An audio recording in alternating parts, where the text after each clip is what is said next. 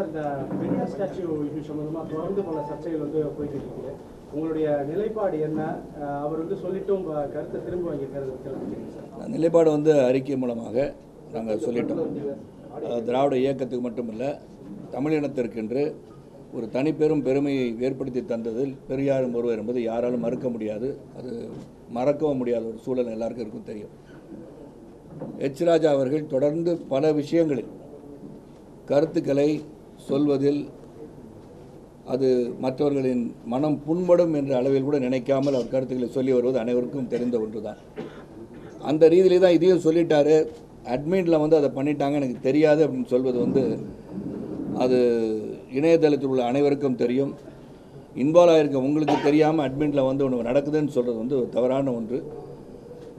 ஏற்கனவே வைரமுத்து அவர்கள் இதில் மன்னிப்பு கேட்ட பிறகும் கூட தொடர்ந்து அதை பற்றி சர்ச்சைக்குள்ளாக்கி அதன் பிறகு அந்த அமைதியாக இருக்கின்ற சூழலில் மறுபடியும் இந்த பெரியார் அவர்களின் தந்தை பெரியார் அவர்களின் சிலையை உடைக்க முயற்சிப்பது, திரிபுராவில் லெனின் அவர்களின் சிலையை உடைக்க முயற்சிப்பது, இதெல்லாம் பார்க்கும்போது மக்கள் மத்தியில் ஒரு சிறு ஐயம், ஒரு ஐயப்பாடு, இது ஏனோ நமது மீது தமிழினத்தை அழிப்பதற்கோ தமிழர்களுக்கு எதிராக செயல்பட வேண்டும் என்ற அளவில் மத்திய அரசு செயல்படுகிறதோ என்ற ஒரு எண்ணம் உருவாகிறது.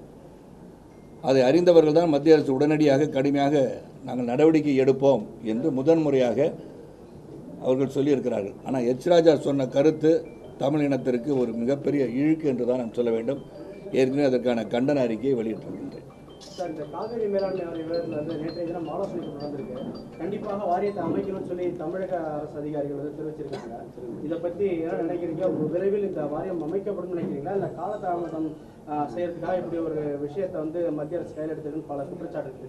ஏன்னா அனைத்து கட்சி கூட்டம் கூட்டப்பட்டு அதில் முக்கிய தீர்மானமாக 3 தீர்மானங்கள் நிறைவேற்றப்பட்டன.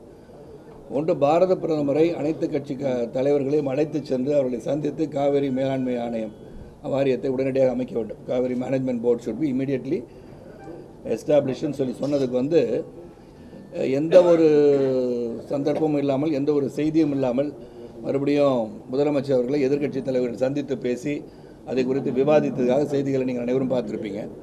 நான் இப்போ இங்கே உள்ள அதிகாரிகளை அழைத்து பேசி அது அமைப்பதற்கு அது முடியுமா முடியாதா என்ற ஆலோசனை கூட்டம் நடைபெற போவதாக சொல்லிக் கொண்டிருக்கிறார்கள். இது எனக்கு என்னவோ அந்த கர்நாடகா மாநிலத்தில் நடைபெற இருக்கின்ற சட்டமன்ற தேர்தலை நோக்கித்தான் இது இருக்குமோ என்ற ஐயம் மிகவும் ஒரு வலுப்படுகிறது என்று தான் சொல்லணும். ஏன்னா இது இந்நேரம் 6 வார கெடு கொடுத்து அது உடனடியாக பாரத பிரதமர் கேட்டால் இந்த சட்ட நுணுக்கத்தை சொல்கிறார்கள். நாங்கள் சொன்னது உடனடியாக காவிரி மேனேஜ்மெண்ட் போர்டு அமைப்பதற்காக சொல்லவில்லை என்ற கருத்தும் இன்று நிலவுகிறது. ஆக அதிலிருந்து வருகின்ற ஒரு சந்தேகம் என்னென்னா, இது அமைக்க மாட்டாங்க அப்படின்ற ஒரு சந்தேகம் மிகவும் வலுப்பெறுகிறது என்பதுதான் உண்மை. அதற்காக நிச்சயமாக அனைத்து கட்சிகளும் ஒன்று கூடி சுப்ரீம் கோர்ட் என்ன சொல்லியிருக்கிறதோ நடைமுறைப்படுத்துவதற்கு நாம் அனைவரும் ஒன்றுபட்டால் தான் இந்த காவிரி இந்த மேனேஜ்மெண்ட் போர்டு உருவாக்கப்படும் என்பது என்னுடைய கருத்து.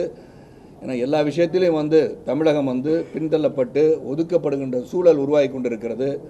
முக்கியமாக தமிழ் இனம் பாதிக்கப்படும் சூழலும் உருவாகி இருக்கிறது நான் சுட்டிக்காட்ட விரும்புகிறேன். சார், இப்போ அடுத்து தமிழக மக்கள் கட்சி சார்பில் என்ன இனிஷியேட்டிவ் எடுக்க போறீங்க? இதை பற்றி உங்க முக்கியமான ஆலோசனை நடத்திருக்கீங்களா, இல்லை ஒரு அனைத்து கட்சி கூட்டத்தை நடத்தணும் தொடர்பான கேள்வி தான் சார். இப்போ தமிழகத்தில் அவருக்கு பதில் சொல்லி அதுக்காக தொடர்பான கேள்வி தான், ஒரே பதிலாக சொல்லிடுறேன். ரஜினிகாந்த் கமலஹாசன் தமிழகத்தில் வெற்றிடம் இருக்கு, அதை நிரப்புறதுக்காக வர்றது மாதிரியான ஒரு தோற்றம். தற்போது இதையெல்லாம் மீறி நீங்களும் அந்த இடத்துக்கு போறதுக்கான வலுப்படுத்துவதற்கு என்ன மாதிரியான முயற்சிகளை மேற்கொள்ளும்? அதாவது அவர் சொன்ன கேள்விக்கு இது தொடரான கேள்வி கிடையாது. ஏன்னா அவர் கேட்கறது காவிரி நம்ம சமத்துவ மக்கள் கட்சி என்ன நிலைப்பாடு, என்ன செய்ய போறாங்க, இந்த காவிரி மேனேஜ்மெண்ட் போர்டு அமைப்பதற்கு சமத்துவ மக்கள் கட்சி அடுத்த கட்ட நடவடிக்கை கேட்குறாங்க. நீங்கள் கட்சியை இன்னும் துவங்காமல் 10-15 நாட்கள் பேசி கொண்டிருப்பவர்களை பற்றி நீங்கள் பேசுகிறீங்க. நீங்கள் சொன்ன கேள்விக்கு பதில், சமத்துவ மக்கள் கட்சி 20ஆம் தேதி அன்னைக்கு மேட்டூர் துவங்கி டெல்டா பகுதிகளுக்கு 350 கிலோமீட்டர் பயணம் செய்து மக்களிடம் தெளிவு பெறத்திற்கு இந்த போராட்டம் நடத்துவது முடிவு செய்யப்பட்டது. நீங்கள் கேட்டதுக்கு அவங்க என்ன பண்ண போகிறான்னு அவங்க தான் கருத்து சொல்லணும். ஏன்னா என்னை பொறுத்த வரைக்கும் அண்டர் த கான்ஸ்டியூஷன் யார் வேணால் கட்சி ஆரம்பிக்கலாம். கட்சி ஆரம்பிக்கட்டும், கொள்கைகளை சொல்லட்டும், அவங்களுடைய நிலைப்பாடு அவங்கள்ட்ட போய் கேளுங்க, என்ன கேட்காதீங்க. ஏன்னா என்கிட்ட கேட்க வேண்டியது எங்களுடைய செயல்பாடு. 21 ஆண்டுகள் நான் அரசியலில் இருக்கேன். இன்னொரு கருத்தையும் நான் வந்து சொல்ல கடப்படுறேன்னா நீங்கள் கேட்டனால சொல்கிறேன், இது சொல்லணுன்ற ஆசை எனக்கு கிடையாது. 1996ஆம் ஆண்டு நான் அரசியலுக்கு வந்தவன். 21 ஆண்டு காலம், 22 ஆண்டுகள் நான் பயணிச்சிட்ருக்கேன். என்னை பொறுத்த வரைக்கும் அன்றிலிருந்து இன்று வரை மக்களை சந்தித்து கொண்டிருக்கின்றேன். மக்களின் பிரச்சனைகளை நேரடியாக பார்த்துருக்கேன். ஒரு பாராளுமன்ற உறுப்பினராக இருந்திருக்கேன், சட்டமன்றத்தில் செயல்பட்டிருக்கேன். எங்கள் இயக்கம் துவங்கி 11 ஆண்டு எட்டி பிடித்திருக்கின்றோம். ஸோ எங்கள் இயக்கத்தின் கொள்கைகள் சமத்துவ கொள்கைகள், வீட்டுக்கு ஒரு விவசாயி உருவாக்குவோம், கல்வி, அதாவது EEE என்ற கொள்கையை பயன்படுத்தி எஜுகேஷன், எம்ப்ளாய்மெண்ட், எம்பவர்மெண்ட், இது முக்கியமாக வந்து மாணவர்கள் வந்து அரசியலுக்கு வாருங்கள் வாருங்கள் அழைத்த முதல் கட்சி என்று சொன்னால் நாங்கள் தான் இருப்போம். என்னை பொறுத்த வரைக்கும் மற்றவர்களை பற்றி நான் சொல்ல ஆசைப்படலை. நீங்கள் சொல்கிற பெயர்களெல்லாம் கட்சி துவங்கட்டும், அவங்க கொள்கையை சொல்லட்டும், மக்கள் ஏற்றுக்கொள்கிறார்கள் இல்லைன்னு அப்புறம் பார்க்க வேண்டிய விஷயம். எங்களை பொறுத்த வரைக்கும் அனைவரும் சேர்ந்து, அனைத்து கட்சி தலைவர்களும் சேர்ந்து இந்த காவிரி மேனேஜ்மெண்ட் போர்டை உருவாக்குவதற்கு வந்து இதை விட்டால் வேறு தருணம் கிடைக்காதில் உறுதியாக இருப்பதால் தான் 20ஆம் தேதி துவங்கி கிட்டத்தட்ட ஒரு 10 நாட்கள் தொடர்ந்து மக்களை சந்தித்து தண்ணீரின் அவசியம், தண்ணீரை சேமிக்கின்ற அவசியம், எல்லா குளம், ஏரி எல்லாத்தையும் சுத்தப்படுத்தி பராமரிக்கின்ற அவசியம், தண்ணீர் இல்லாமல் கஷ்டப்படுற சூழல் உருவாக்கிட்டு இருக்கிறது நம்ம சொல்லணும். 2வது விவசாயம் பாதிக்கப்பட்டிருக்கிறது. இதெல்லாம் எங்கள் கொள்கைகளை எல்லாம் விளக்குவதற்காகவும் கொள்கை விளக்க கூட்டங்கள் ஒரு புறம் நேராக வந்து மேட்டூர் டேம்லேருந்து டெல்டா பகுதி முழுவதும் சுற்றுப்பயணம் செய்து திருச்சியிலே ஒரு மாபெரும் பொதுக்கூட்டம் நடத்துவதாக முடிவு செய்யப்பட்டிருக்கிறது. இதுதான் சமத்துவ மக்கள் கட்சியின் அடுத்த கட்ட நடவடிக்கை காவிரியின் மேலாண்மையை பற்றி. நடிகர் ரஜினிகாந்த் சரியான தலைமை இல்லை, அதனால தான் நான் இப்போ தீவிர அரசியலுக்கு வரேன்றாரு. நீங்கள் 21 ஆண்டு காலமாக அரசியல் இருக்குன்னு சொல்றீங்க. எத்தனையோ அரசியல் கட்சி தலைவர் இருக்காங்க, அவங்க எல்லாம் தலைமைன்னு அவர் ஏற்றுக்கலையா? அவர் வேலை இதில் அவர் தான் நீங்கள் கேட்கணும். அவங்க வந்து இவ்வளோ நாள் வந்து 1996ஆம் ஆண்டு அனைத்து இந்திய அண்ணா திராவிட முன்னேற்ற கழகம் ஆட்சிக்கு வந்தால் ஆண்டவனே இந்த தமிழகத்தை காப்பாற்ற முடியாது என்று சொல்லிவிட்டு அமெரிக்காவில் தஞ்சம் புகுந்தவர் அவர். ஏன்னா அது சொல்ல வேண்டிய கட்டாயம் வந்துருச்சு எனக்கு. ஏன்னா எல்லாரும் கேட்குறாங்க, தலைவா நீங்கள் இருந்தீங்களே தலைவா அப்போ அப்படின்னு. நான் சொல்லிடுறேன் இன்றைக்கி.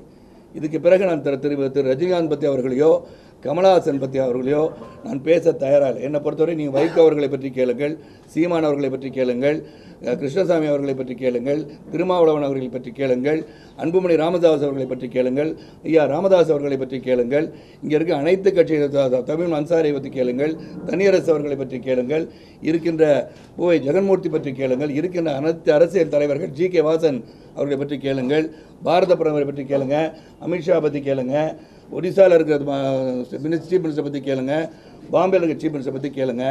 கட்சியை துவங்காதவர்களை பற்றி என்னிடம் கேள்வி கேட்டால் இனி நான் பதில் சொல்ல தயாராக இல்லை. ஆமாம், துவங்கியிருக்கான 5 துவங்கி கொள்கைகளை சொல்லட்டும், கொள்கையை சொல்ல ஒன்றும் சொல்லலை. அதனால் அவரை பற்றி கேள்வி எனக்கு அவாய்ட் பண்ணுறது பெட்டர், எனக்கு தேவை கிடையாது. ஆனால் என்னை பொறுத்த வரைக்கும் இங்கே அவர் கேட்ட கேள்விக்கு நான் பதில் சொல்கிறதுக்காக அதை சொல்லிட்டு இருக்கேன். நீங்கள் குறுக்க கேட்குற கேள்வி தனியாக கேட்டுருங்க. உங்களுக்கு வாய்ப்பு தர சகோதரன், நான் உங்ககிட்ட தான் இங்கே வந்திருக்கேன் இல்லையா?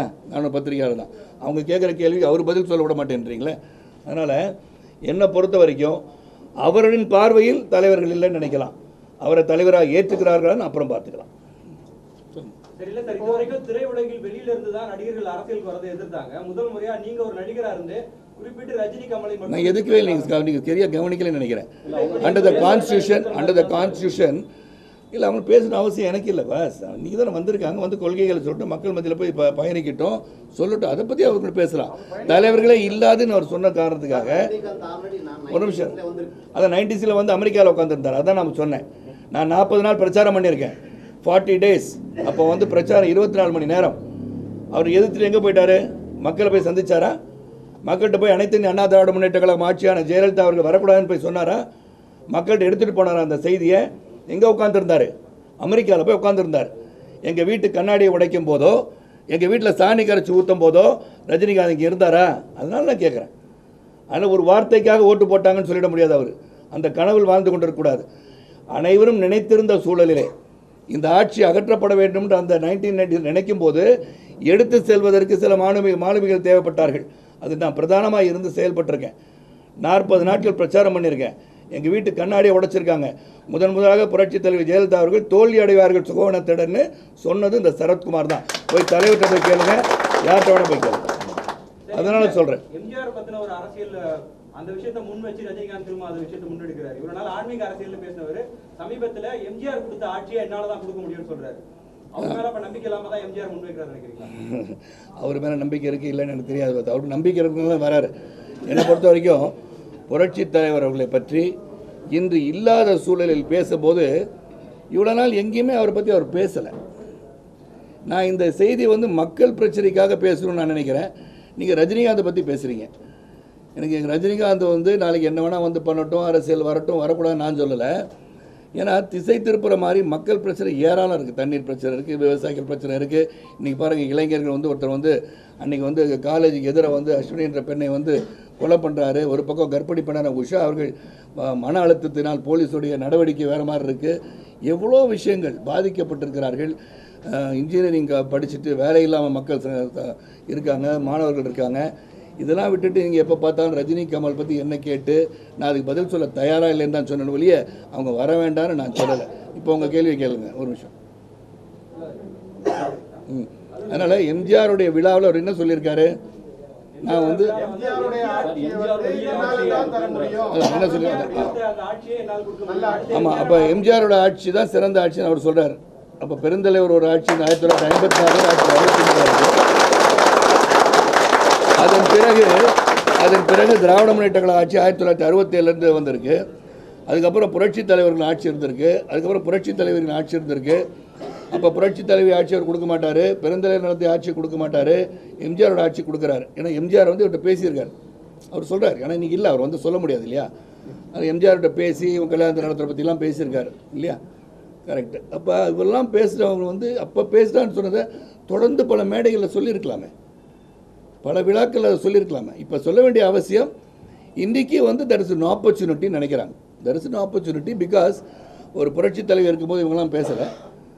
கலைஞர் இன்றைக்கி வந்து செயல்பட முடியாத ஒரு சூழல் இருப்பதாக இவங்க பேசுகிறாங்க. அப்போ இவங்களாம் இருக்கும் போதும் இவங்க அரசியல் வந்திருக்கலாமே. 1996 சொன்னார்ல, அதுக்கப்புறம் சிஸ்டம் நல்லா இருந்துச்சா? அப்போ you accepted the system that was happening after 1996. எங்கேயாச்சும் ஒரு குறைய சொல்லியிருக்கீங்களா? அதனால் கேட்குறேன். That is what I set. அன்பு சகோதரர் வந்து கோவப்படுறாரு. நான் சொன்னது அவங்கள பற்றி எதுக்காக நான் இன்றைக்கி பேசணும்னு கேட்குறதுக்கு. அவங்க let them come out to the policies. மக்களுக்கு நல்லது செய்கிறாங்க, செய்யலை, அதுக்கப்புறம் அவங்க வந்து வந்த பிறகு தான் தரும். அதுக்கு தான் சொன்னேன். ஸோ தமிழகத்தில் சட்டம் ஒழுங்கு எப்படி சார் இருக்கு? எடப்பாடி அரசு சிறப்பாக செயல்படுதுங்களா?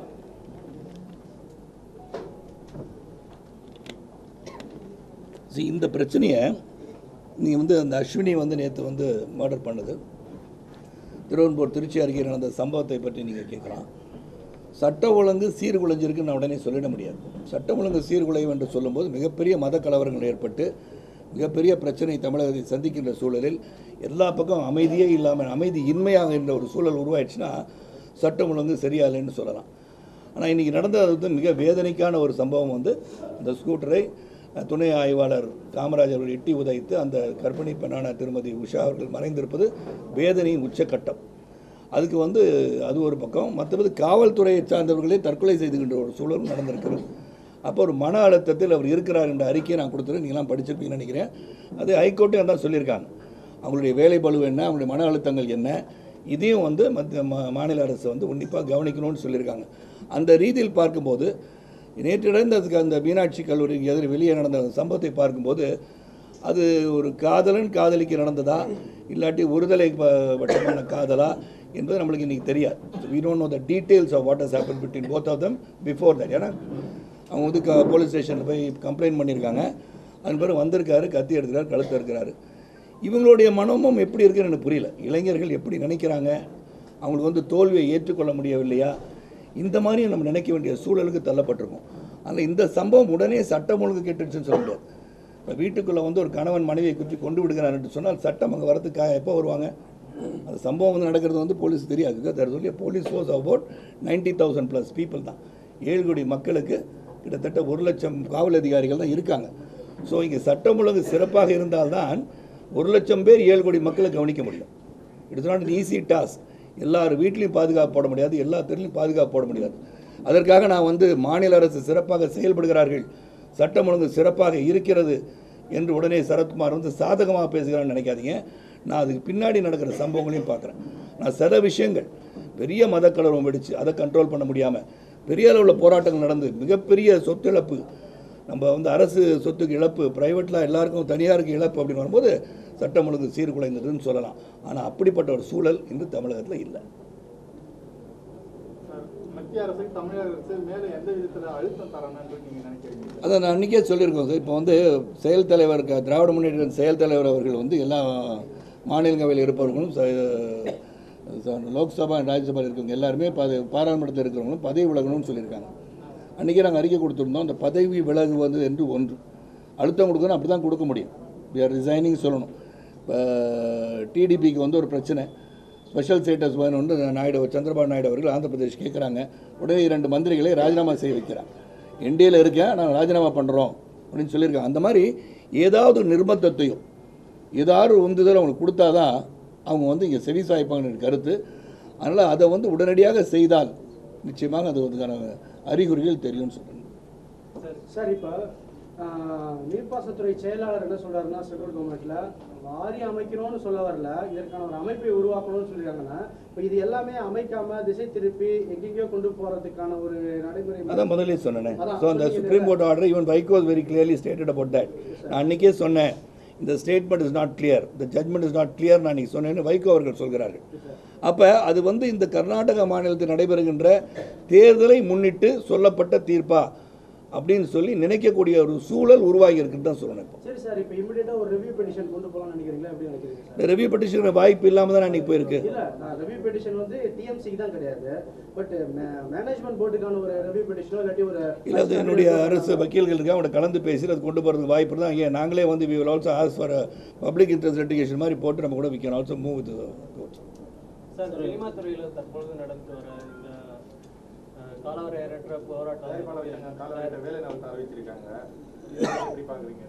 இல்லை, இப்போ கியூபுக்கும் அவங்களுக்கும் வந்து பல பிரச்சனை நடந்துகிட்ருக்கு. அதனால் வந்து தயாரிப்பாளர்கள் வந்து தியேட்டர் உரிமையாளர்கள்லாம் பாதிப்பு அதிகமாக ஏற்படுகின்ற சூழலில் அவங்க வந்து போராட்டம் அறிவிப்பு எடுத்திருக்காங்க. ஏன்னா அவங்களுக்கு ஒரு பாடி வச்சுருக்காங்க, அந்த சங்கங்கள் இருக்குது, அதற்கான சங்கங்கள் இருக்கின்றன. அந்த சங்கம் எடுக்கின்ற முடிவு வந்து தீர ஆராய்ந்த பிறகு பல மீட்டிங் நடத்தின பிறகு அந்த முடிவு எடுத்திருக்காங்க. அந்த முடிவுக்கு வந்து தியேட்டர் உரிமையாளர் சங்கம் தலைவர் அன்பு அண்ணன் அபிராமி ராமநாதன் அவர்கள், இங்கே வந்து தயாரிப்பாளர் சங்கத்தில் வந்து விஷால் அவர்கள், இவங்களாம் சேர்ந்து ஒரு முடிவு எடுத்திருக்காங்க, உட்காந்து பேசுகிற முடிவு எடுத்திருக்காங்க. ஸோ கலை உலகத்துக்கு சிறப்பாக செயல்பட வேண்டும், கலை உலகம் பாதிக்கப்பட்டிருக்கிறது என்ற சூழலில் எடுக்கின்ற முடிவு வந்து சரியானதாக இருக்கும்னு நான் நினைக்கிறேன். ஏன்னா நான் அந்த பாடிக்குள்ளே நான் இல்லாதனால என்னால் கருத்து சொல்ல முடியும். அதில் திரையரங்கு உரிமையாளர்கள் எடுத்திருக்கக்கூடியது வந்து தயாரிப்பாளர் சங்கங்களுக்கு ஆதரவா இல்லை, அவங்க வந்து அந்த வரி அப்படி நான் சொல்லலையே. இல்லை, ஏற்கனவே இருவரும் முடிவு நம்ம கரெக்ட், அது வேறு இது வேறு. வெவ்வேறு கோரிக்கைகள். அவங்க திரை உலகத்தை பற்றி சொன்னால் ரெண்டுத்தையும் சேர்த்து சொன்ன பதில் நீங்கள் அசோசியேட் பண்ணிக்கிட்டீங்கல்ல, அதனால் நானும் சேர்த்து பதில் சொல்கிறேன். சார், இப்போ தயாரிப்பாளர் சங்கம் வந்து கியூபுக்கு எதிராக, கியூபு வந்து தன்னிச்சையா செயல்படுது, இன்னும் இது மாதிரி நிறைய பேர் உள்ள வரணும், நிறைய பேர் வரும்போது தான் காம்படிஷன் வரும்போது தான் இன்னும் ஃபீல்டு வந்து நல்லா இருக்கும் அப்படிங்கிறது அவங்களுடைய கோரிக்கை.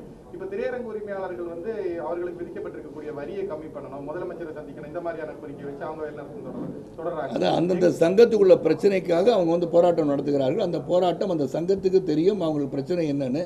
ஆனால் டீப்பாக அந்த சப்ஜெக்ட் உள்ள நான் போகாதனால அந்த சங்கங்கள் எடுத்த ஒருமித்த கருத்தில் எடுத்த முடிவுகள் அது வந்து வரவேற்கத்தக்கதான் நான் சொல்லுவேன். ஒரே ஒரு கேள்வி, தயாரிப்பாளர் நீங்கள் வந்து 100 கேள்வி கேளுங்க சகோதரா, பதில் சொல்கிறேன். ஒரு தயாரிப்பாளர் சங்கத்தில் நீங்களும் ஒரு தயாரிப்பாளர் சங்கத்தினுடைய உறுப்பினர் நினைக்கிறேன். தயாரிப்பாளர் சங்கத்துல சில தயாரிப்பாளர்கள் சொல்றாங்க, விஷால் வந்து கடுமையான சில இந்த முடிவுகளை எடுக்கிறாரு, தன்னிச்சையா செயல்படுறாரு, இதனால தயாரிப்பாளர்களுக்கு மிகப்பெரிய பின்னடைவை ஏற்படுத்துது அப்படிங்கிற மாதிரி எல்லாம் குற்றச்சாட்டு வந்து நிறைய வாட்ஸ்அப் சங்கத்தில் வந்து நான் ஆஃபீஸ் பேரராக இல்லாதனால ஐம் டாக்கிங் அபவுட் தயாரிப்பாளர் சங்கத்தின் ஆஃபீஸ் பேரரில் நான் இல்லை, எக்ஸிக்யூட்டிவ் பவர் உள்ளவனா நான் இல்லை. ஆனால் நான் கருத்து சொல்ல என்னால் முடியாது. அவங்களுக்குள்ள பிரச்சனை அவங்க தீர்த்துக்கணும். அவங்களுக்குள்ளே எடுக்கிற பேருங்க அவங்களுடைய செயற்குழு மீட்டிங்கில் அவங்க வந்து ஒருத்தருக்கு வந்து இவர் கருத்து பிடிக்கலன்னு அங்கே தான் சொல்லணும், வெளியே வந்து சொல்லி என்ன பிரயோஜனம்? But as a member and as ex-president, you have to say something. As a member, I am not a member. As a member of what? As a producer council or as a... Producer member. ஏன்னா நடிகர் சங்கத்தில் I am not a member. I have been a dismissed member of நடிகர் சங்கம். As a producer council. Producer member அது நடக்கிறது நான் பார்த்துட்டு இருக்கேன். I am not an executive body, நான் இல்லைன்னு தான் நான் உங்கள்கிட்ட சொல்கிறேன். So they are the deciding. இப்போ சட்டமன்ற உறுப்பினர் தென்காசியாக இருந்தேன், மக்கள் வாக்களித்து என்னை வந்து சட்டமன்றத்தில் எங்களுடைய பிரச்சனையை எடுத்துரைப்பதற்காக நீங்கள் செல்ல வேண்டும்னு சொல்கிறாங்க. நான் தென்காசி சட்டமன்ற உறுப்பினராக சட்டமன்றத்தில் பேரவைத் தலைவர் முன்பு அந்த தொகுதிக்கு மட்டுமல்ல பல தொகுதியில் உள்ள பிரச்சனையை நான் கேள்வி கேட்டிருக்கேன். அப்போ எனக்கு வந்து அந்த power has been given to me to represent the people of Tenkasi as a constituency. அதே மாதிரி எனக்கு வந்து நான் ஒரு மெம்பராக பார்த்துட்ருக்கேன். நாங்களாம் சேர்ந்து இவங்க பொறுப்பில் வந்து உட்கார வச்சுருக்கோன்னு வச்சுக்கோங்களேன், அவங்க தான் ரெப்ரசென்ட் பண்ணோம். நான் வந்து நடுவில் சொல்கிறதுக்கு எனக்கு உரிமை கிடையாது. காரணம் as a member our job is done that able people will represent us தான் அவங்க உருவாக்குறாங்க ஆஃபீஸ் பேரர்ஸ் எடுக்க வேண்டிய முடிவு. சார், எடப்பாடி அரசு ஒரு வருஷம் ஆட்சி புரிந்து 2வது வருஷத்துல அடி எடுத்து வச்சிருக்கு. இந்த ஒரு வருஷத்துல அவங்க பண்ண சாதனையா நீங்க என்ன சார் பாக்குறீங்க? சார், சாதனையாக நான் எதுவுமே என்னால் சொல்ல முடியாது சார். ஒரே ஒரு சாதனை சொல்ல முடியும், ஒரு தலைவி இறந்த பிறகு இந்த ராக்கிங் போட்டை ஸ்டெபிளைஸ் பண்ணியிருக்காங்கன்னா சொல்லலாம். சார், இந்தியாவுடைய முதுகெலும்பே ஆன்மீகம் தான் அப்படின்னு சொல்லிட்டு நம்ம தமிழக ஆளுநர் வந்து ஒரு கருத்து தெரிவிச்சிருக்காரு. இந்தியாவோட முதுகெலும்பு விவசாயம் சொல்லி தான் கேள்விப்பட்டிருக்கோம். இது ஒரு பொதுப்படையான வந்து பொது நிகழ்ச்சியில இந்த மாதிரி ஒரு கருத்தை முன்வைக்கிறார். அதான் வந்து ரொம்ப வருந்தத்தக்க ஒன்று பாஸ். அதாவது ஆன்மீகம் இது வந்து இங்கே வந்து எல்லாருமே வந்து சமத்துவம் நாங்கள் சொல்லிட்டு இருக்கோம். எதனால் சமத்துவம் சொல்கிறோம்னா, இங்கே உட்காந்துருக்க எல்லார் கையை கீறி பார்த்தா சிவப்பு நிறத்தில் ரத்தம் வந்து இருக்கும். இறைவனின் படைப்பிலே நாம் அனைவரும் ஒன்றுன்ற தத்துவத்தை தான் நம்ம வந்து கடைபிடிக்கிறோம். அப்படி இருக்கும்போது இந்த மாதிரி கருத்துக்களை பதிவு செய்யும்போது 1947ஆம் ஆண்டில் எடுக்க வேண்டிய முடிவை வந்து நீங்கள் ஏதோ வலியுறுத்துகிற மாதிரி தெரியுது. நீங்கள் வந்து இங்கே வந்து ஆன்மீகம் என்று சொல்லும்போது நீங்கள் அதில் உள்ள இஸ்லாமிய சகோதரரை சேர்த்துக்கொள்கிறீர்களா, இல்லை கிறிஸ்துவ மதத்தை சார்ந்தவர்களை சேர்த்துக்கொள்கிறீர்களா என்று எனக்கு புரியல. So is a country going towards இந்த செக்குலரிசத்தை விட்டு, அந்த வார்த்தை வந்து கான்ஸ்டியூஷனில் இருக்குது, அந்த செக்குலரிசத்தை விட்டு வெளியே போயிடுவாங்களோன்ற ஐயத்தை உருவாக்குவது தான் இந்த மாதிரி செயல்கள். சார், நடிகர் ரஜினிகாந்தா இருக்கட்டும், கமலஹாசனா இருக்கட்டும், ஏன் விஷால் கூட வந்து அதிகாரத்துக்கு வர்றதை தவிர வேற வழியே இல்லைன்னு சொல்றாரு. அப்படின்னா தமிழ்நாட்டை ஆளக்கூடிய நடிகர்களுக்கு தான் தகுதி இருக்குன்னு நினைக்கிறீங்களா? இந்த ஒரு காலகட்டத்தில் வந்து நடிகர்களுக்கு தகுதி இல்லைன்னு சொன்னது ஐயா ராமதாஸ். இப்போ வந்து நடிகர்களுக்கு வந்து வர்றது வந்து அவங்களுக்கு தகுதி இல்லைன்னு சொல்கிறதுக்கு வந்து யாரும் இல்லை. ஏன்னா எல்லாருமே வரலாம் தான் இருக்கு. சட் என்ன சொல்லுது பசங்க, நோபடி எங்கேயுமே கான்ஸ்டியூஷனில் யாருமே வந்து வரக்கூடாதுன்னு இல்லையே. கான்ஸ்டியூஷன் படி என்னை பொறுத்தா எல்லாரும் அரசியலுக்கு வரணும்னு நான் நினைக்கிறேன். எல்லாரும் அரசியலுக்கு வந்தால் தான் அந்த நாடு சிறப்பாக இருக்கும். அந்த அரசியலுக்கு வந்தால் தான் இந்த நாடு நல்லா இருக்கும்னு நினைக்கிறவன் நான். அதனால் வந்து இவங்க வரக்கூடாது, டாக்டர் வரக்கூடாது, இன்ஜினியர் வரக்கூடாது, ஆர்கிடெக்ட் வரக்கூடாது, இப்படி சொல்ல முடியாது. எல்லாரும் வந்து when you go and vote, வாக்குரிமை பெற்ற அனைவரும் வந்து அரசியல் இருந்து தான் ஆகணும். நீங்கள் வந்து அமெரிக்காவில் வந்து 2 பார்ட்டி சிஸ்டம் இருக்குது, democratic and republicans other. They are connected to either one of the party. ஏதாச்சும் ஒரு பார்ட்டியில் அவங்க இருக்காங்க. காரணம் அந்த ஜனநாயகத்தின் அடிப்படையில் அவங்க டெமோக்ராட்டிக் பேட்டர்ன் ஆஃப் சொசைட்டியில் அவங்களுடைய பங்கு இருக்க வேண்டும் என்று நினைக்கிறார்கள். ஆக இங்கே நான் வந்து ஒரு படப்பிடிப்பில் கலந்து கொண்டு இருக்கும் போதும், கலை உலகத்தில் நான் வந்து இருக்கும்போது பல தடவை இந்த மாதிரி பத்திரிகையாளர் சந்திப்பில் சொல்லும்போது ரொம்ப சில பேர் சொன்னாங்க, என்ன இவ்வளோ ஒரு காட்டமான ஒரு தகவலை சொல்கிறீங்க. நான் என்ன சொன்னேன், ஓட்டு போடாதவங்க வீட்டில் வந்து சுவேஜ் கனெக்ஷனை கட் பண்ணுங்கள், ஓட்டு போடாதவங்க வீட்டில் அன்றைக்கு சொல்கிறேன் தொலைபேசி கனெக்ஷனை கட் பண்ணுங்கள், தண்ணீரை கட் பண்ணுங்க அப்படின்னு சொன்னேன். எதுக்காக சொன்னேன்னா, அட்லீஸ்ட் அப்பயாச்சும் எல்லாரும் வந்து ஓட்டு போடுவாங்களான்னு சொன்னது பல ஆண்டுகள் முன்னே நான் சொல்லியிருக்கேன். ஸோ ஓட்டிங் இருக்கிற எல்லாருமே அரசியல் இருக்கணும். அது எந்த கட்சியிலனா இருங்க, மக்களுக்காக சேவை செய்வதற்காக அனைவரும் கட்சி துவங்குகிறார்கள். அந்த பொதுநலத்தின் எக்ஸ்டென்ஷன், பொதுநலம் செய்வது ஆல்வைஸ் எப்போ சொன்னால் the extension of social service is politics. அதனால் மக்களை பற்றி சிந்திப்பவர்கள் வந்து மக்களுக்காக நல்லது செய்தால் யார் வந்தாலும் வரவேற்கப்பட வேண்டியவர்கள் தான். அவங்க கொள்கைகள் கோட்பாடுகள்லாம் பிறகு அதான் பேசிக். நீங்க எல்லாரும் வரலான்னு சொல்றீங்க. சமீபத்தில் ரஜினிகாந்த் பேசும்போது மாணவர் சமுதாயம் வெளியில இருந்து ஓட்டு போடுறதோட நிப்பாட்டிக்கணும், அது அவரோட கருத்து. அவர் வந்து இமயமலைக்கு போயிருக்காரு. நீங்கள் இவ்வளவு பேர் சேர்ந்து அங்கே போய் கேளுங்க அந்த கருத்தை. ஏன்னா என்னையே கேட்குறீங்க, ரஜினி பற்றி என்ன கேட்க, ரஜினி என்ன எங்கள் வீட்டு பக்கத்து வீட்டில் இருக்காரு. இல்ல சார், ஏன் அந்த கேள்வியை வந்து உங்ககிட்ட கேட்கணும்? அதான் என்கிட்ட கேட்குறீங்க பாஸ், திரும்பி அவரை பற்றி கேட்டால் அவர் இமயமலைக்கு போயிட்டார் பாஸ், பாபாவை பார்க்க போயிருக்காரு. அவர் சாமி கும்பிட்டுட்டு வரட்டும், அங்கே சாமி ஏதாச்சும் கருத்து சொல்லுவாங்க, வந்து சொல்லட்டும், அப்போ கேளுங்க அவரை போய் கேளுங்களேன். நீங்கள் அவர்கிட்ட போய் கேளுங்களேன், வைகோவை பற்றி என்ன நினைக்கிறீர்கள், வைகோ இப்படி சொல்லியிருக்கிறார்களே, சரத்குமார் அவர்கள் இப்படி சொல்லியிருக்கிறார்களே, சீமான் அவர்கள் இப்படி சொல்லியிருக்கிறார்களே, அன்புமணி ராமதாஸ் இப்படி சொல்லி நீங்கள் போய் கேட்குறீங்களா? அப்போ கேளுங்க சகோதரா, எல்லா தலைவரும் போய் கேளுங்க. அப்போ தான் அவங்களுக்கும் வந்து ஆகும், இந்த தலைவரில் இருக்காங்க நட்டிஸ் தெரியும்ல, தெரியாதனால அவங்க தெரிய மாட்டேங்குது.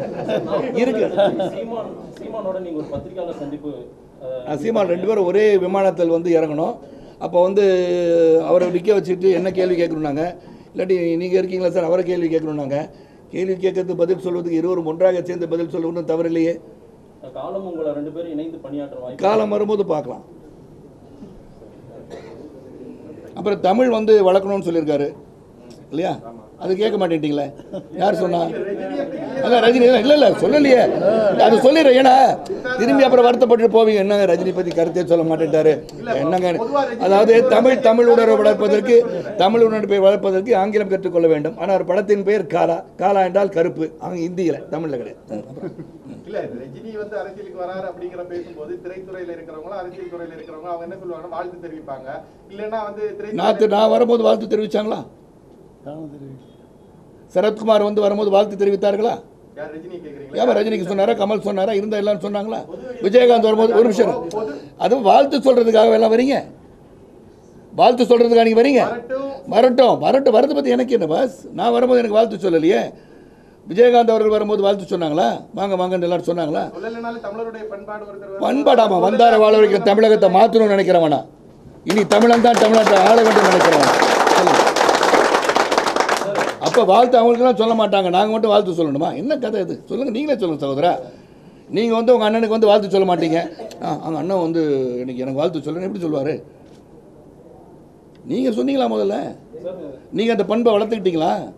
சரத்குமார் ஆட்சி கட்சி துவங்கும் போதும் சரி, அதுக்கப்புறம் வந்து விஜயகாந்த் அவர்கள் கட்சி துவங்கும் போதும் சரி, சகோதரர் சீமான் அவர்கள் கட்சி துவங்கும் போதும் சரி, இவங்களுக்கெல்லாம் வாழ்த்து செய்து அனுப்பிச்சிங்களா எல்லாரும்? இன்றைக்கி வந்து ஜனநாயக நாடு பாஸ், எல்லா ரசிகர்களும் சந்திக்கும் போது மேடையில் அழகாக சிரித்து பேசிக்கணும், அவங்க கொள்கையை வழிநடத்தி சொல்லணும். மக்களுக்காக சிறப்பாக சேவை செய்பவர்கள் அனைவரும் ஒன்றாக இருந்தால் சிறப்பாக இருக்கும். தமிழகம் நல்லா இருக்கணும், இந்தியா நல்லா இருக்கணும் நான் நினைக்கிறேன். நான் ரஜினி பற்றி நான் வேறுபட்டு பேசுகிறேன், நீங்கள் தான் திருப்பி திருப்பி இப்படி கேட்குறீங்க. நான் கோவப்படல, நீங்கள் தான் கோவப்படுறீங்க பாஸ். வர முடியாதவங்களை பற்றி நான் ஏன் பாஸ் பேசுகிறேன்? அதிகாரத்துக்கு வர முடியாதவங்களை பற்றி நான் பேசணும்னு அவசியம் எனக்கு கிடையாது. கோவப்படுறேன் நீங்கள் எப்படி எடுத்துக்குவீங்க? என் தொண்டை சரியில்லை பாஸ், உங்கள்கிட்ட பேசுறது அன்பு சகோதரர்கள் அங்கிருந்து இங்கு வந்து அமர்ந்திருக்கிறேனே, உங்கள் நிலையிலிருந்து இன்று உயர்ந்து வந்து அமர்ந்திருக்கிறேனே என்ற இதெல்லாம் பேசுறதுனால என் தொண்டையே சரியில்லை. உங்களை கூப்பிட்டனால நான் பேசுகிறேன், நீங்கள் அழைச்சி தானே வந்தீங்க. என் த்ரோட்டு பார்த்தீங்களா, என் குரல் இப்படியா இருக்கும்? இன்னும் அழகாக பாடுவோம், முன்னே இருந்தால் உலகத்தில் போராடலாம், உயர்ந்தாலும் தாழ்ந்தாலும் தலை வணங்காமல் நீவானம்னு புரட்சி தலைவரை பற்றி மேடைக்கு மேடி பாடிய சரத்குமார். அதான் சொல்கிறேன், தொண்டை போச்சு. நீங்கள் சொல்லுங்கள். கண்டிப்பாக it's an opportunistic political entry தானே. ரெண்டு இரும் பிற தலைவர் இருக்கும்போது நீங்கள் பேசல, நீங்கள் தான் உங்களுக்கு தலைப்பு போட போகிறீங்க. நான் சொல்ல வந்து விவசாயிகள் பற்றியோ தங்கத்தட்டு இருக்கும், நாளைக்கு வந்து உண்பதற்கு உணவில்லாதது போகும் நாடு வந்து போயிட்டுருக்குன்னு சொன்னால் அதையே போட போகிறீங்க. அதனால தான் அதை அவாய்ட் பண்ணலான்னு சொல்லி மற்ற மக்கள் பிரச்சனை பற்றி பேசுவோன்னு சொல்கிறேன், வேறு ஒன்று. அவங்க கேட்டால் கோவமே பட மாட்டேன் பாஸ், தொண்டை அப்படின்னா கோவப்படுற மாதிரி தெரியும். எங்கள் வீட்டில் அப்படி தான் சொல்கிறாங்க, இன்னும் கோவமாக பேசுகிறீங்க. நான் இல்லை, என் தொண்டை வந்து அப்படி கட்டி போய் கிடக்குது, கண்டினியூஸாக வேறு. ஆமாம் வேண்டான்ற boss, I don't want to answer Rajini and Kamal. Why should I answer? Let them answer themselves. அவங்க என்ன நினைக்கிறாங்கன்ற நான் நினச்சி சொல்ல முடியுமா? அவங்களுடைய கொள்கையை பற்றி சொன்ன பிறகு வேணால் அதுக்கு விமர்சனம் பண்ணலாம்பா. சார் இந்த மாதிரி சொல்லியிருக்காரு சார், நீங்கள் போகிறீங்க, நீங்கள் வந்து இமயமலைக்கு போக உங்களை கேட்குறாங்க, அவங்களை கேட்கும் போது காவேரி மேலாண்மை பற்றி என்ன நினைக்கிறீங்கன்னா நோ கமெண்ட்ஸ். அஸ்வினி பற்றி நோ கமெண்ட்ஸ். சார் காவல்துறைக்கு வந்து மன உளைச்சல் அதிகமாக இருக்குது, வேலைப்பளு அதிகமாக இருக்குது, ஒரு அதிகாரி பின்னாடி 25 பேர் வேலை செய்கிறாங்க, அந்த மாதிரியான பிரச்சனைகள்லாம் நிறைய இருக்குது. நீங்கள் என்ன சஜஷன்? அதான் சொல்லியிருக்கேன், அன்றைக்கே மன அழுத்தத்தை கண்டுபிடிப்பதற்கு கவுன்சிலிங் வைக்கணும்னு நான் சொன்னேன். அதுதான் வந்து ஹைகோர்ட்லேயும் சொல்லியிருக்காங்க. நான் என்ன சொல்கிறேன்னா, அன்றைக்கு நடந்த சம்பவத்தை நடந்துவிட்ட சம்பவம் பண்ணிடக்கூடாது, மிக வேதனையான ஒன்று. ஆனால் அதற்கு பின்னாடி இவங்க ஏன் அந்த அழுத்தம், ஒருத்தவங்க தற்கொலை பண்ணிக்கிறாங்க, இதே காவல்துறை சகோதரர்கள் தற்கொலை பண்ணியிருக்காங்க. அப்போ இங்கே வந்து ஒரு அநாகரிகமான செயலை அவங்க வந்து பண்ணுறாங்க. அப்போ இது ரெண்டையும் பண்ணுறாங்கன்னா அது காரணம் இருக்கான்னு கூட கண்டுபிடிக்கணும் இல்லையா? somebody is doing something wrong, now why is he doing something wrong என்று நினைக்க வேண்டிய சூழலும் இருக்கிறது என்று சுட்டி காட்டியிருக்கேன். ஹைகோர்ட்லையும் அதான் சுட்டி காட்டியிருக்காங்க. சொல்லுங்க பாஸ்.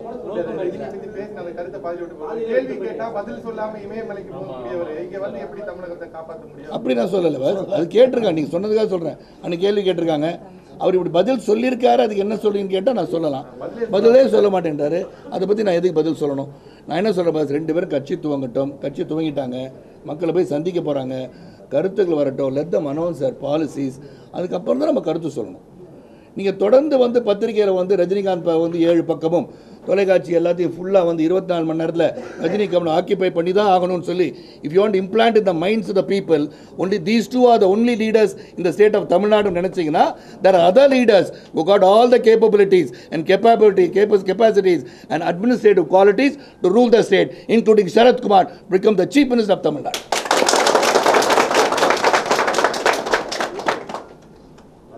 ரொம்ப நன்றி சகோதரா, நல்லா சிறப்பாக போடுங்க.